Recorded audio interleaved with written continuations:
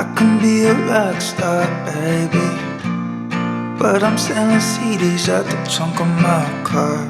I could be a rich guy, maybe, but I'll make $10 an hour just to get. Hi guys, welcome back to my channel. Again, if you are new here, my name is Sophia, and as you can see from the title of this video, it is just gonna be me explaining to you guys how my experience was traveling from Manila, Philippines, all the way to Los Angeles, California, but during the pandemic. Okay, so again, if you guys are new here, I actually already made a video like this, but I was from JFK in New York, pero pauwi naman ako ng Manila, Philippines. So just like that video, I will be explaining everything step by step, though, from pre-flight, the day of your flight, during the flight, once you land, and then what you do after when you have arrived. Okay, so first things first, let me start with a few information that I feel like will be helpful for everyone watching. I am currently holding a Philippine passport, so that is what I use to travel, that is what I use to exit and enter the US, but I am a permanent resident here, so I do have a green card, just so you guys know. And if you guys are curious with how to travel from the Philippines to the US with a tourist visa, I will be linking some videos down below that I feel like will be helpful for you. But again, if you are a permanent resident who is curious on how to go back here in the US just like me, then please keep on watching. Okay, so let's begin with the pre-flight. Ano ba yung mga requirements? Ano ba yung mga ginawa ko before the flight? The first thing that I did was actually, I watched a lot of YouTube videos like this to know basically what I need to know. And from there, I found out that you can actually check the Facebook page of the Bureau of Immigration of the Philippines. So you can just go on Facebook and then type Bureau of Immigration, Republic of the Philippines, and then that is their official Facebook page. Doon sila nagpo-post ng mga revised guidelines, ng mga protocols nila when it comes to travel and immigration. I check that every day before my flight, as in araw-araw talaga. Because, you know, with this pandemic, you don't know what's gonna happen tomorrow, you don't know what's gonna happen in 2 days. So it's better to just always check.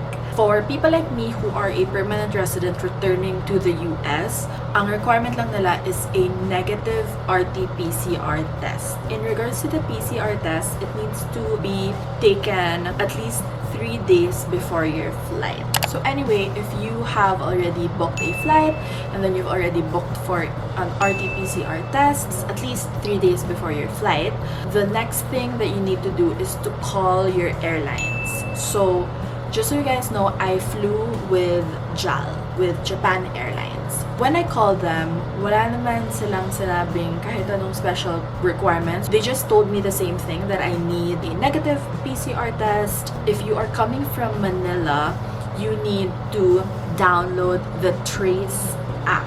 And basically, you just download it and then you just click start tracing, and then maglo-log in ka lang, or you're gonna register if it's your first time. You're gonna put in all your information and then that's it. You just keep it on your phone.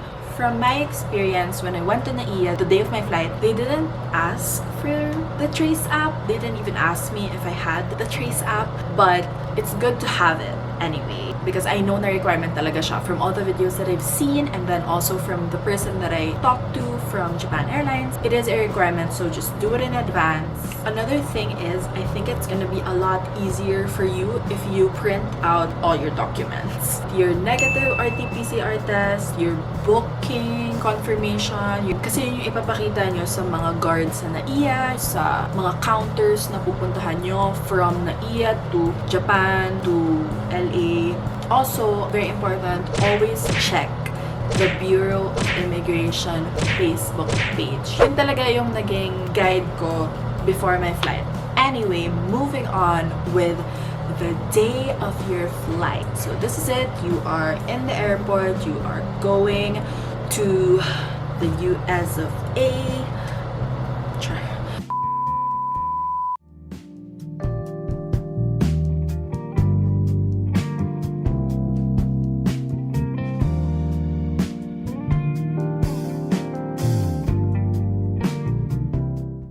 just a quick tip, do not be super early on the day of your flight. Kasi hindi ka din nila papapasukin unless naka-open na yung counter nyo. So that is gonna be around 3 hours before your flights. I know sometimes there are people who wants to be there super early. During this pandemic, I suggest just go 3 or maybe 2.5 hours before your flight because they're not gonna let you in anyway. So naghintay ako, pero hindi ako naghintay ng matagal. Naghintay lang ako so yung mga 10 minutes or 15 minutes, and then they opened the check-in counter for Japan Airlines.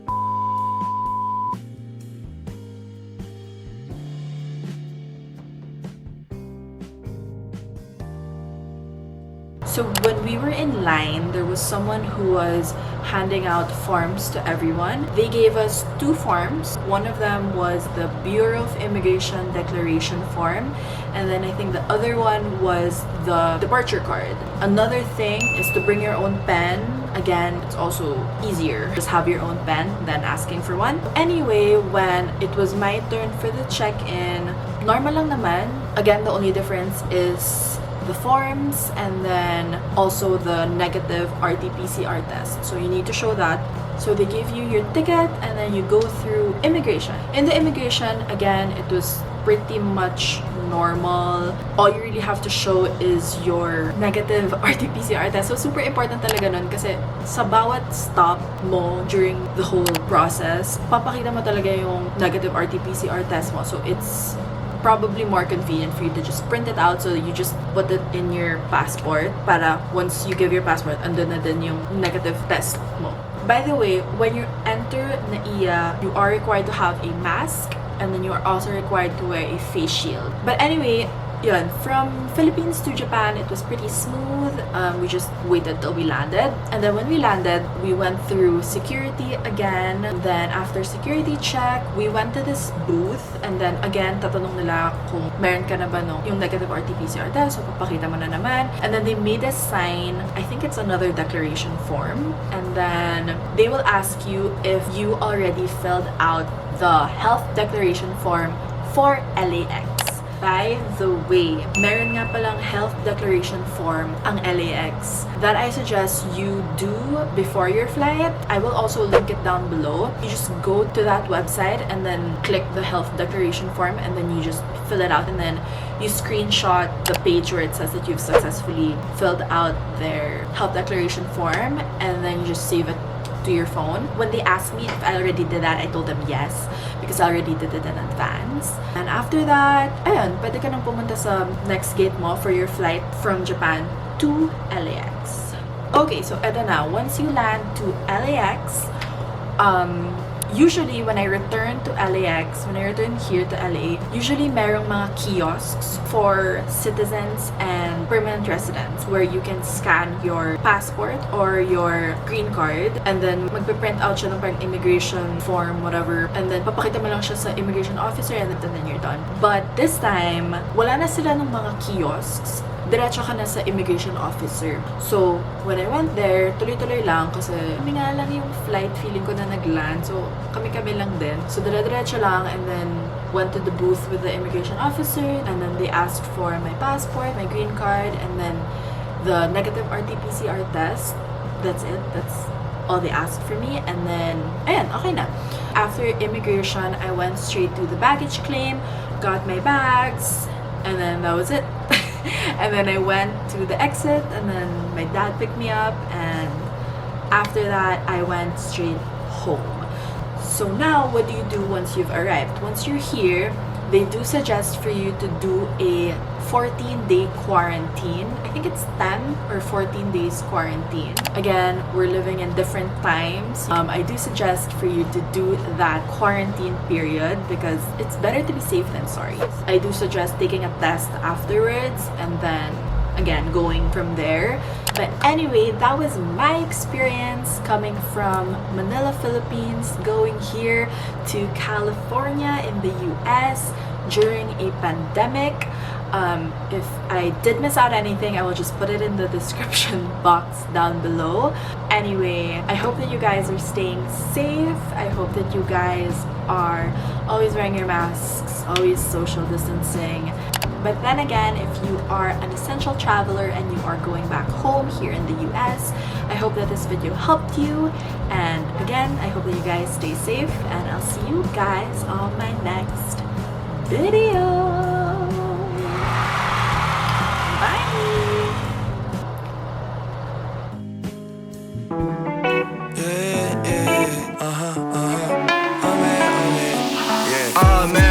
To the trade show, we got what you need, bring them something they could pay for.